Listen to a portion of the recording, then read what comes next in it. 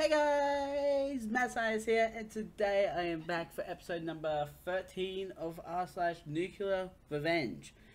And today I'm back with yet another special episode, especially themed episode, where today is all about the plants. We'll start off in the middle with this one. I gave my babysitters the worst poison ivy rash and got them grounded for it. The story isn't long, but requires a tad bit of setup. When I was little, I lived down in the middle of nowhere, and was often over at my mum's friend's house, where her kids babysat me when I was about 4 to 10. The kids were boy, 5 years older than me, and girl, 3 years older. They were always mean to me and gaslighted me all the time. Okay, on to the story. This happened when I was about 8 or 9. Because we were in the middle of nowhere and we had the entire woods as our playground, one time they decided to go on a long walk in the woods and took me with. After we'd been walking a while, they decided it'd be fun to push me down and run back to the house without me. It took me a bit to find my way back, because a potato has a better sense of direction than me. But I wasn't gone long enough to warrant any worry from the adults. I don't know why. But that was the point. I decided I was tired of being their plaything. They abandoned me in the woods. That was a mistake. You know what the woods has a lot of? Poison ivy. There's something I may have neglected to mention in the setup. I am 100% immune to poison ivy. To me, it's just a regular old plant. 9-year-old me knew this. I also knew that they weren't blessed with this. For those who don't know, poison ivy grows as a vine that clings to trees and can grow quite thick, about a quarter inch. I used a stick to pry a decent sized vine from a tree. They cling very well. When I got back to the house, I set my VMD aside and told them I found something cool and to come outside. I lured them just far enough away from the house and set my plan into motion. I started wailing them with it until they ran away. They didn't realize it was poison ivy until the rash set in. They screamed at their parents about what I did, but their parents didn't believe them. I didn't have any rash on my hands, so obviously they were lying. They got a huge rash and got grounded. I got revenge and ice cream. TLDR, my babysitter ditches me in the woods, so I beat them with poison ivy, don't get caught, got them grounded, and got ice cream. Apparently I misremembered how thick the vine can grow. I saw one comment saying it can get up to 6 inches thick.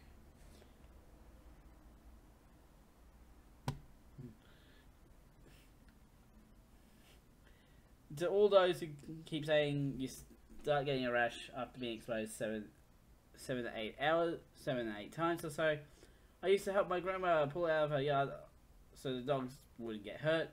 I've been exposed hundreds, if not thousands of times, and I've never had a reaction.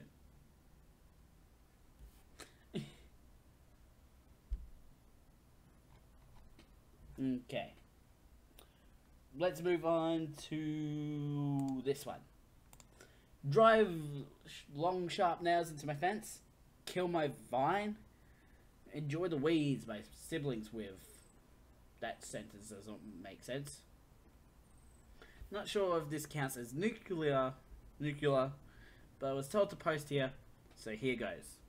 This happened in the summer of 1974, when I was 4 years old. When I was a kid, we had a next door neighbor who was a total mega bitch.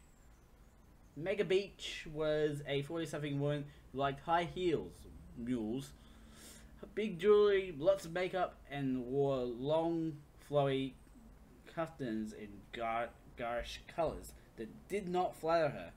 She had a big perm. Remember, it was the 70s. It's the 70s. A huge ass, and was notorious in the neighbourhood for being an entitled twat. Her favourite thing was to go into neighbours' landings, either early in the morning or late at night, and steal decorations and potted plants, which she would then put in her back garden. She once even dug up someone's small tree out of their front yard, because, according to the neighbour, she felt it looked better in her garden. Total beach. For the most part, she left my family alone. My family has a take no shit short rap in the neighborhood, and she knew it. Only glare at me and my siblings when we played outside. She hated kids. Sadly, that didn't last. One day, one of my sisters got badly sliced by a long nail when she went to pick flowers off the passion flower vine on the fence. Important later. Turns out, Mega Beach had hammered dozens of long nails into our fence so she could hang potted plants that she most likely stolen. The leaves on the vine had hidden them. Until my sister got sliced, she had to get a tetanus shot, which made her sick all day. Mum was peeved, so she went out and basically spent the rest of the day hammering each and every nail back out through the fence and back into Mega Beach's garden, causing many of the pots to fall and break, which is probably why she did what she did. About a month later, my mum goes into our kitchen and sees a man in our yard. She goes out and asks, "What the fork are you doing?" Guy tells her he was a gardener and had been hired to get rid of the vine on the fence. Mum asked him who had hired him to do this. The owner of the fence, he told her, and gestured to Mega Beach's house. Mum told him, calmly, since none of this was his fault, that it wasn't Mega Beach's fence and she was the owner. The poor guy was horrified. However, the damage was done. He had already cut into the hardwood and the roots, and now our vine was dead. Oh. After the guy left, Mega Beach stiffed him. We found out later. Mum went to Mega Beach's house and confronted her. That Beach didn't even deny it, just laughed at my mum's face and said, "I did it, so what? It's not like you could do anything about it." Then sauntered back into her house. She just messed with the wrong family.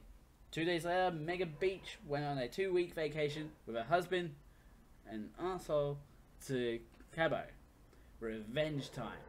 The day she left, my older siblings, along with a family friend, decided Mega Beach's back garden needed improvements. So they climbed the fence, went into her garden, and dug up all the pretty flowers and small trees, carved them out along with the stolen decorations, and replaced them with high pollen weeds, quick growing ivy, and lots of poison oak and poison ivy. Hey, that's what happened to our first story. That was the plant from our first story, that they carefully dug up from a nearby state park. I was too young to help, sadly. We then temporarily moved our 3 dogs into our backyard. Neighbor was afraid of them, despite the fact they were 2 Pomeranians and a small mutt. We also had a 9-foot fence, which was too high for her or her husband's fat asses to climb, so we knew our garden would be safe from her. My family excitedly waited. When Mega Beach got back and saw her new and improved garden, she threw the biggest, most epic tantrum and meltdown we'd ever seen. It was spectacular. A whole class of sugared up, peeved off preschoolers couldn't have thrown a bigger tantrum. From the top of the fence, we all watched, and Dad took the day off to see the freak out, as he put it, as Mega Beach screamed and ran, pulled her hair, kicked the weeds, and threw anything she could get her hands on, all the while cussing and screeching like she was getting a chili powder enema. Then she spotted all of us watching her. She yelled and cursed at all us laughing kids, coming to the correct conclusion we had done this to her precious garden. But at the time, all the surrounding neighbors were also watching, but she, of course, zeroed in on us.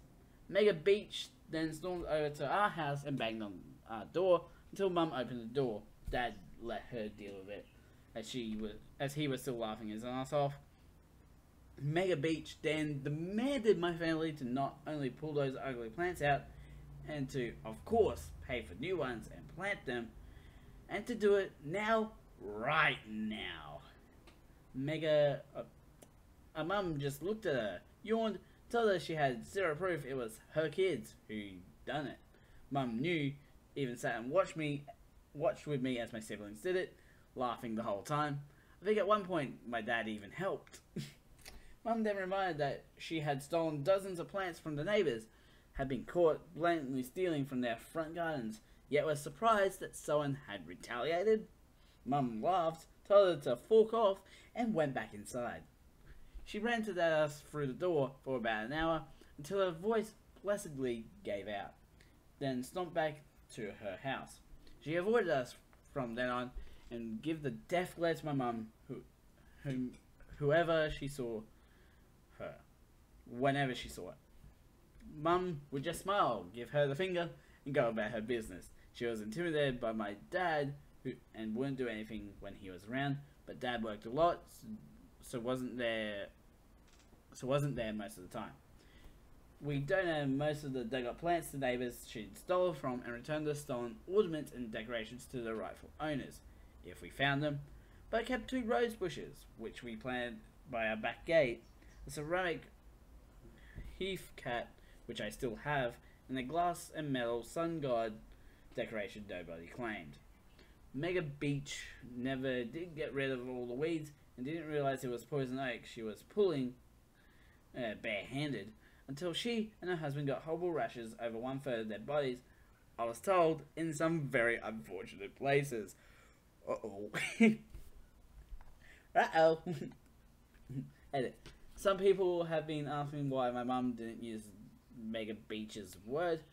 I did it, so what? It's not like you do anything about it, then slammed the door in her face. She thought about saying that, but she was smart enough to A, never admit to any alleged wrongdoing, but that anyone else in the neighbourhood thought getting their stuff stolen back from the neighbourhood Arsehole EP was wrong, and B, by not admitting to anything made Mega Beach that much more subdued and paranoid on the off chance it actually wasn't us, and made her more leery of all her neighbours.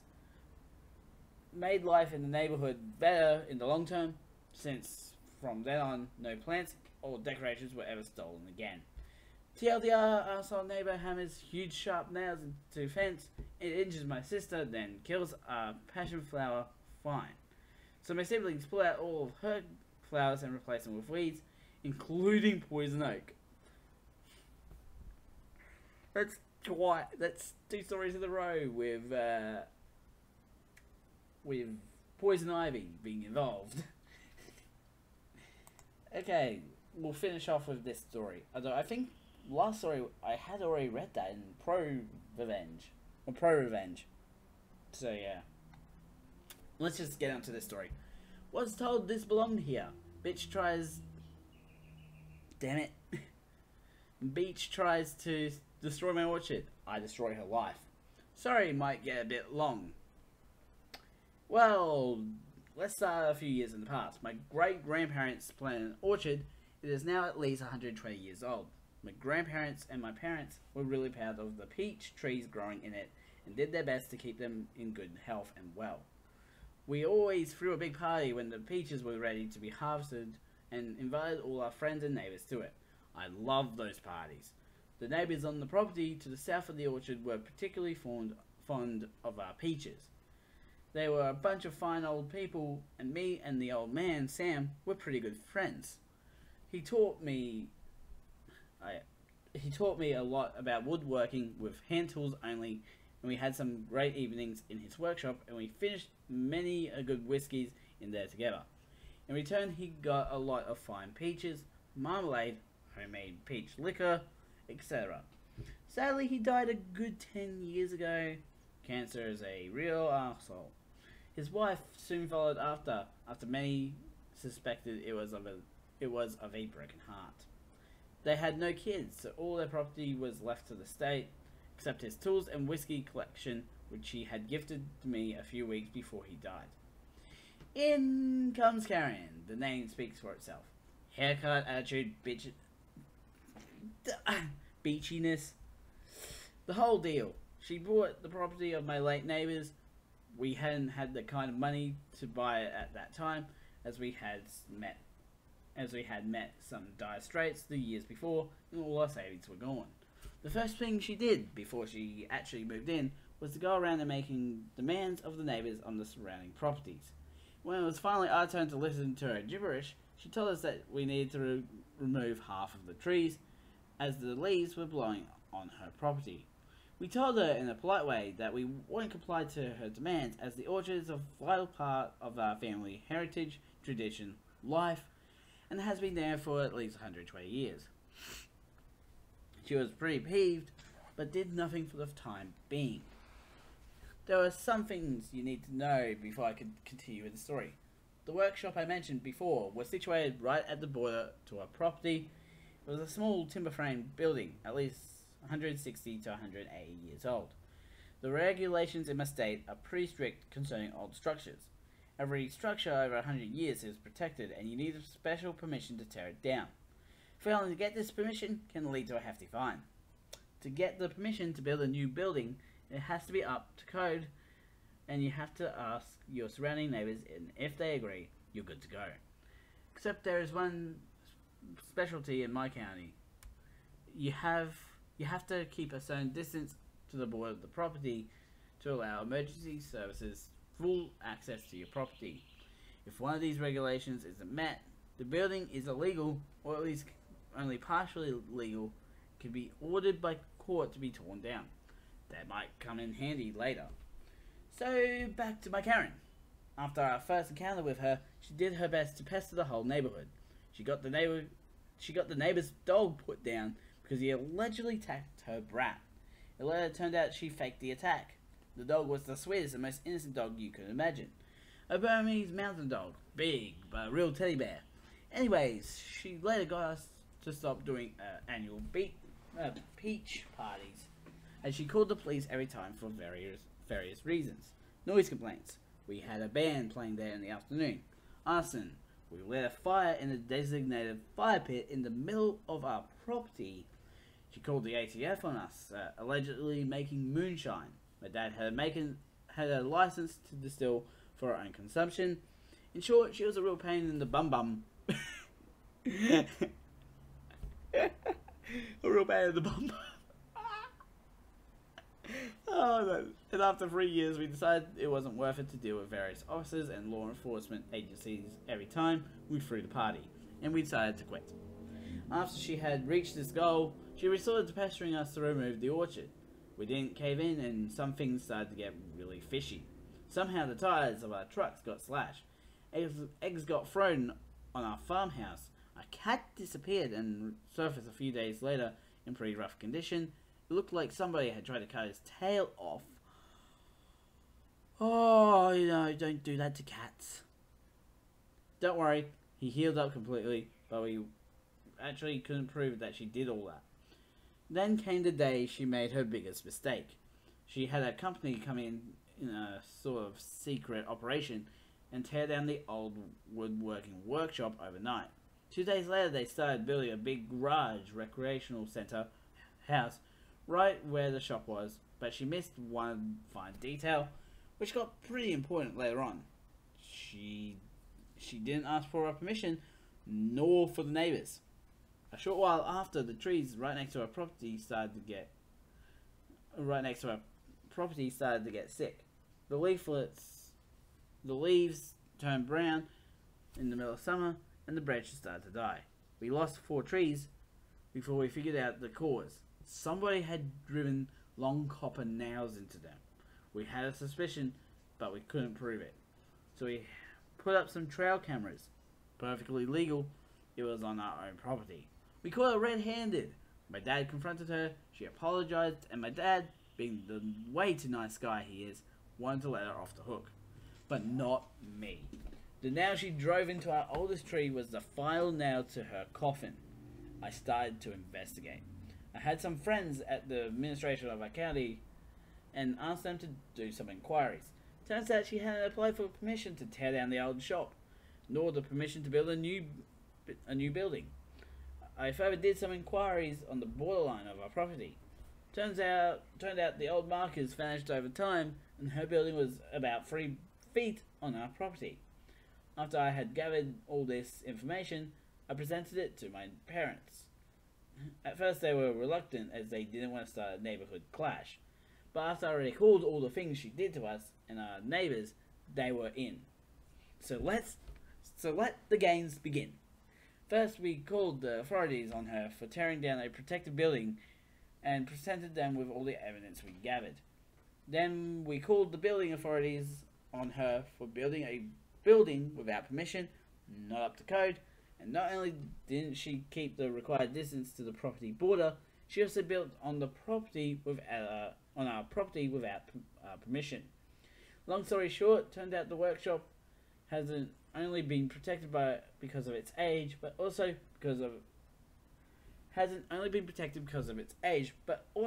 because it was a historical landmark which played a vital role in a conflict back in the 1860s. She got sued for this and had to pay a fine for an equivalent of about $150,000. She further had to demolish her newly built building, costing an additional $50,000. Got fined for this too, about $83,000, and had to rebuild the workshop on her own expense, which was another whopping $154,000, as it had to be period correct up to the smallest detail. Means it had to be built with the correct materials, with hand tools only, and to the correct dimensions. As you can imagine, paying professionals to build quite a large timber frame building only by hand gets pretty expensive pretty fast. So all in all, it cost her an equivalent of $437,000 plus further expenses as lawyers, etc. This caused her to go bankrupt, so she had to sell the property in the end, which my parents bought, by the way. Last I heard of her was that she moved back to the big city. TLDR, Garen makes living in our neighborhood miserable. Almost destroys a 120-year-old orchard, destroys a 180-year-old building, builds an illegal house, gets fined, goes bankrupt, and has to sell our property. And yes, the peach parties are still on and even more lit than before. I'm glad the party still continued. And, jeez. Like, copper nails into a tree. Why are you that dedicated to trying to get... If she had got those trees removed, she would have been like, can I please have some more property? Like, can I take some of your property so I have more property? And then she'll ask for more trees to be removed, and then she'll be like, okay, can I have some more property? And then it would be a cycle until all your trees are gone and she has all your property. Or even worse, she'll try and buy all your trees from you and be like, can I buy your trees and your property? And then I can throw peach parties and you will not be invited.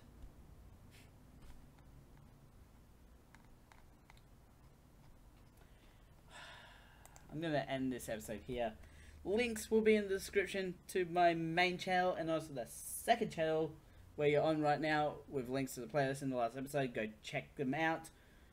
There's over 120 episodes, or probably over 130 at this point. I don't really keep track of all the days. Like, I don't keep track of exactly how far I'm into it. All I know, I'm almost halfway through this month of NuclearRevenge. Don't forget to subscribe and hit the notification bell so you know when the next video comes out. A ding, a ding. I'm the Mad Scientist. Mad Scientist out.